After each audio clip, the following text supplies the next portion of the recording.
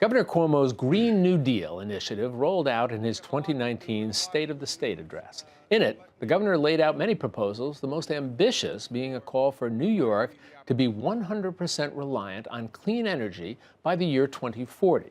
And that's just one of the many plans he has in store for New York starting this year. As part of our ongoing Peril and Promise multi-platform reporting initiative, we explore the human impact of climate change.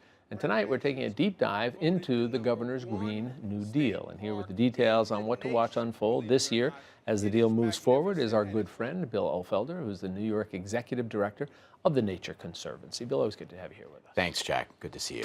And let's start off with this notion of a Green New Deal. Give us a sense of what that really means. Well, I think it's important to understand the choice of the words. And so the New Deal part is really hearkening back to FDR and trying to bring this country out of a depression, and it was about job creation and a strong economy. And then the green part is all about the environment, sustainability, and really focused on climate change and saying we have the opportunity to become a carbon-independent, carbon-free state by 2040. And in the transition to that, we're actually going to create jobs and have a stronger economy and be better off as a state economically while we do the right thing to combat climate change. What sort of resistance, if any, have you seen in terms of the governor's proposals here? Well, I mean, the concerns that I hear, and I was just talking to some folks earlier today, is so one of the elements that the governor included in his plan is quadrupling the amount of wind energy offshore that New York generates. So he set a goal of 9,000 megawatts. And to put that in perspective, that is the equivalent of 15 coal-fired power plants. Now, I think some of the concerns are people thinking about, oh my gosh, this could herald the industrialization, essentially, of our offshore waters as we build all this infrastructure. And there is no question that it will.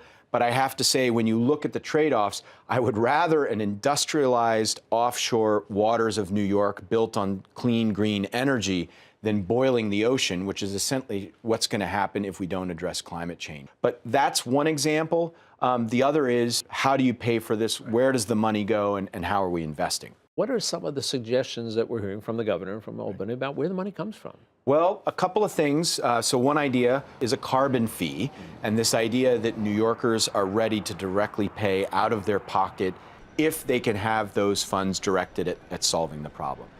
Or, you know, there are a whole variety of ways. I mean, what we're seeing is also, folks, we do this, we're already paying a premium to get clean, renewable energy for our apartment.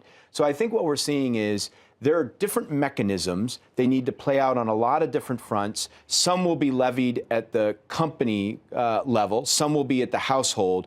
But at the end of the day, we've got to generate the resources because we're already paying for climate change. And that's what I want. How do you mean by that? So Hurricane Sandy, $40 billion of damage in the wake of that. Irene, Lee, upstate, well north of $10 billion. So we've got upstate flooding, there are periods of drought, wildfires, not likely here in New York like what we're seeing in California.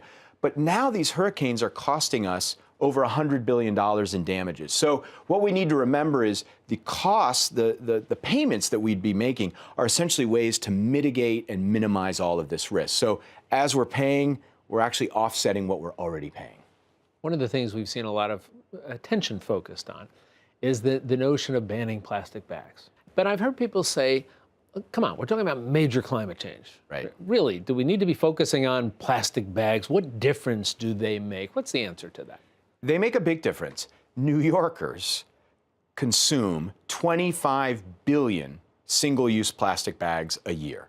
That's with a B. Statewide, yeah, with a B. I mean, it's a stunning figure. And what happens is, so there's a lot of electricity and carbon that goes into their production, and then we're trucking them off to waste facilities. But the other thing that's happening is they're going into our sewers and our stormwater systems. So when you have big rain events, that water needs to go somewhere. And when you've got plastic bags clogging up your drains, that's going to cause problems and flooding. The bag ban that came up a little while ago, a couple years ago, was really just focused on New York City. This would be a statewide ban. And the thing we really believe needs to happen is not only do you ban single-use plastic bags, but put a fee on paper. So paper's definitely not as bad as plastic, but let's really encourage people to use reusable bags. Last quick question for you. We've talked before about this notion of congestion pricing. The idea being, and some critics say, hey, all we're talking about doing is you're not going to cut down. People are still going to drive in the city because they have to. It just means that small percentage of people are going to pay a lot of money for driving in. We don't know whether that'd be the case or not. But I guess my question to you is your sense that it's going to happen in 2019? Well, I think a couple of things. I mean, one, again, this shift with the legislature, that's very important. That's a new fact that we're responding to. I think also the fact that the transportation system is just at this crisis level and people are fed up, frustrated, angry, and want a solution. And so I think all of those factors together are saying this is the moment for congestion pricing to happen, and New York can really be an example to the rest of the country about how you do this and help solve the climate crisis. Will it get done? So what we're going to do is we're going to bring you back in a little bit later and see, okay, where are we on all of this? Well, thanks, Jack, and that's a deal.